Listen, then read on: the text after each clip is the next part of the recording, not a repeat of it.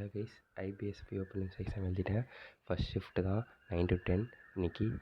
Okay, ஆக்சுவலாக எனக்கு முன்னாடி ஷார்ட்ஸில் சொன்ன மாதிரியே இங்கிலீஷ் வந்து 14 அட்டம்ப்ஸ், குவான்ஸ் 27, ரீசனிங் வந்து 30.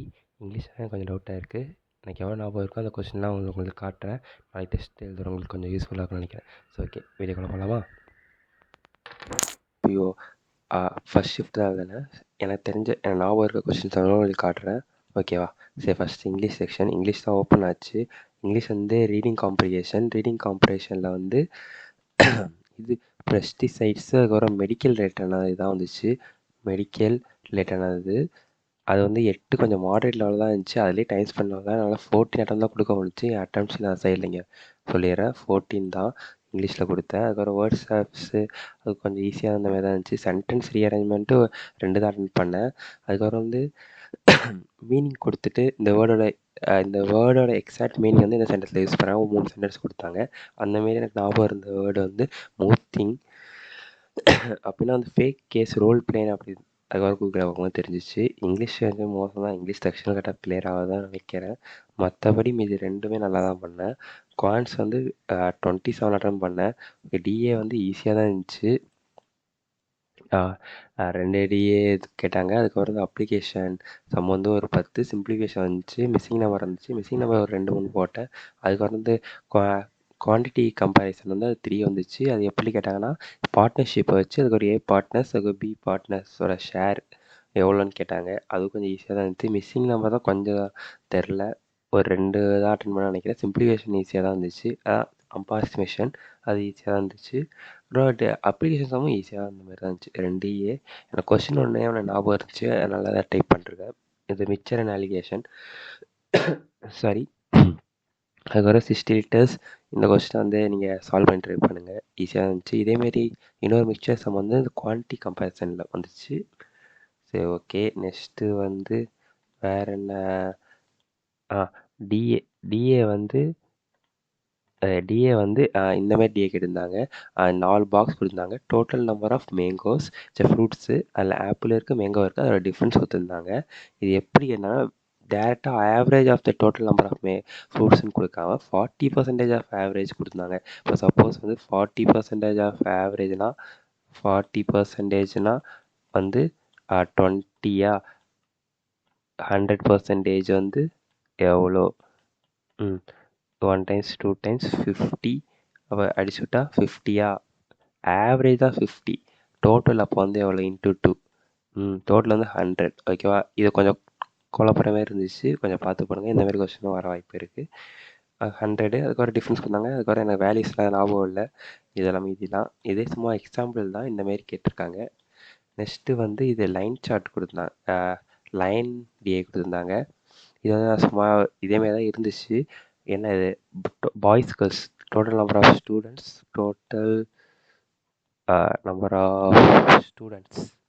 ஓகேவா? டோட்டல் நம்பர் ஆஃப் ஸ்டூடெண்ட்ஸ் ஒரு லைன் கொடுத்துருந்தாங்க. இன்னொன்று வந்து இதுவும் ஈஸியாக தான் இருந்துச்சு. டிஏ வந்து ரெண்டுமே ஈஸியாக இருந்துச்சு. இன்னொரு லைன் வந்து பாய்ஸ் எவ்வளோ பாய்ஸ் டிஃப்ரென்ஸ் வந்து 2 லைனுக்கு வந்து இப்படி இருந்துச்சு. ஒன்றுத்துக்கும் 4. இது வந்து எவ்வளோ? 36னா அதுக்கப்புறம் இது 40, 44, 48. 12 கேப்பில் வச்சு கொடுத்துருந்தாங்க. இந்த மாதிரி கொடுத்துருந்தாங்க. இதோ டிஏ ஈஸியாக தான் இருந்துச்சு. நெக்ஸ்ட்டு வந்து ரீசனிங் தான் எனக்கு கொஸ்டின் நல்லா ஞாபகம் இருந்துச்சு. நான் நல்லா போட்டேன். ரீசனிங் வந்து ஆக்சுவலி எவ்வளோ 30 அட்டம்ப்ட் கொடுத்துருந்தேன். இது பிளட் ரிலேஷனும் அதுக்கப்புறம் வந்து பேர் ஆஃப் லெட்டர்ஸ் அதுதான் வந்து நான் போடல. மீதி எல்லாமே பிளட் ரிலேஷன் 4 வந்துச்சுன்னு நினைக்கிறேன். பிளட் ரிலேஷன் 3 அதுக்கப்புறம் வந்து இன்னொன்று வந்து ஒரு வேர்டை கொடுத்து அதுலேருந்து second letter, third letter, fourth letter அது ஒரு கொஸ்டின் இருந்துச்சு. அதை ரெண்டுத்தையும் நான் ஸ்கிப் பண்ணிட்டேன். பேர் ஆஃப் லெட்டர்ஸ் ஆக்சுவலி நான் ஏற்கனவே சொன்ன மாதிரி தான். எனக்கு வந்து அது கொஞ்சம் வீக்கு. அதுக்கப்புறம் டைம் ஸ்பெண்ட் ஆகுனா அதை நான் விட்டுட்டேன். பிளட் ரிலேஷன் போட ட்ரை பண்ணேன். அது டக்குன்னு வரல. மீதி இருக்கிறதெல்லாம் எல்லாத்தையும் நான் போட்டேன். ரீசனிங் குவான்ஸ் நல்ல அட்டம்ப்ட்டு. இங்கிலீஷ் தான் டவுட் வாக்கு. சரி, முடிஞ்சிருச்சு. அதுக்கப்புறம் அதை யோசிச்சு ஒன்றும் பயன் இல்லை. சரி, ஓகே. இது வந்து பசில் போவோம். 14 நம்பர்ஸ் கொடுத்துருந்தாங்க. 2 row parallel seating arrangement 1 2 3 4 5 6 7. Okay. இது வந்து ஈஸியாக தான் இருந்துச்சு. 2 நம்ம கேசஸ் வந்துலே வந்துருச்சு. ஃபஸ்ட்டு எடுத்தோடனே 2 கேஸ் போடுவோமா? அந்த இதை வச்சு மீதி எல்லாத்தையும் போட்டுடலாம். ஈஸியாக தான் இருந்துச்சு. ஃபஸ்ட்டு வந்து இந்த க்ளூ தான் starting clue. G is from third from one of the statements. அப்போ இங்கே ஜி போட்டுட்டு இங்கே ஜி இந்த 2 கேஸை வச்சு கரெக்டாக போட்டுடலாம். ஈஸியாக தான் இருந்துச்சு. ரீசனிங் ஃபஸ்ட்டு ஈஸியாக தான் தோணுச்சு. அதுக்கப்புறம் வந்து இந்த கொஸ்டின் பாருங்கள். குரூப் செலெக்ஷன் வந்து 3 ஸ்டேட்டில் இருக்காங்க, மேகாலயா, ஹைதராபாத். ஓகேவா, அதை வந்து பிரிக்கணும். இந்த கொஸ்டினை வந்து நீங்கள் ஸ்க்ரீன்ஷாட் எடுத்துங்க, சால்வ் பண்ண ட்ரை பண்ணுங்கள். இது எக்ஸாக்ட் கொஷின் அப்படியே ஞாபகம் இருந்துச்சு, கொண்டு வந்துட்டேன். இதுதான் டைம் எக்ஸ்ட்ரா ஆயிடுச்சு. வந்து இந்த லைனால தான் living with even number of persons. அப்போனா வந்து எஃப் கூட ஈவன் நம்பர் ஆஃப் பர்சன்னா எஃப் கூட 3. நான் வந்து எஃப் கூட 2 நினச்சிட்டு இன்னும் ஒரு ஆள் தான் நினச்சிட்டு வந்து குழம்பிட்டு இருந்தேன். எல்லாம் டைம் வேஸ்ட் ஆச்சு. அதனால் கொஷினை பார்த்து கவனமாக படிங்க. சரி, நெக்ஸ்ட்டு வந்து இந்த ஒரு பர்சன் 6 பர்சன் வந்து 9 இல்லை 22 3 மந்த் கொடுத்துருந்தாங்க. June, July, August. 6 different subject அவங்களுக்கு பிடிக்கும். அதை வச்சு சால்வ் பண்ணுற இருந்துச்சு. இதுவும் ஈஸியாக தான் ஒரு 2 கேஸ் 3 கேஸ்லேயே வந்துருச்சு. அதுக்கு பிளட் டொனேஷன் 9, 10 இல்லை 10 மெம்பர்ஸ்ன்னு தெரியல. அது கொஞ்சம் பெருசாக அந்த மாதிரி இருந்துச்சு. நான் அதை விட்டுட்டு போயிட்டேன். நெக்ஸ்ட்டு வந்து இன்னொன்று வந்து பாக்ஸ் அரேஞ்ச்மெண்ட்டு. பர்சன்ஸ் இல்லை, பாக்ஸு.